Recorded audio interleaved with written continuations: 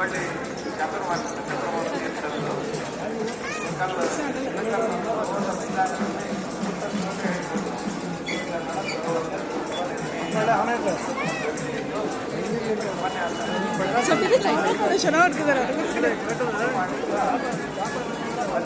ಒಳ್ಳೆ ಕೆಲಸ ಮಾಡ್ಯಾರಪ್ಪ ಸ್ವಾಮಿಯವ್ರಿಗೆ.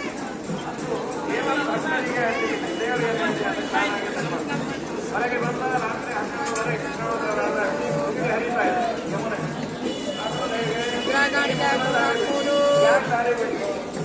ಅಲ್ಲಿಂದಾನೆ ನಮ್ಮ ಸ್ವಾಮಿ ಲೀಲೆ ಶುರು ಮಾಡಿದ್ರು. ದಾರಿ ಯಾಕೆ ಬಿಟ್ಟಿದ್ದು ಎರಡು ಕಾರಣ. ಅವನಿಗೆ ಭಯ ಆಯಿತು.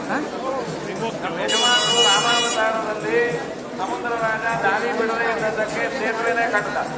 ಮಾರ್ಗಂಧರು ಸಿಂಧುರಿವ ಶ್ರೀಯಂಪತೆ ಅಂತ ಶ್ಲೋಕ ಇದೆ.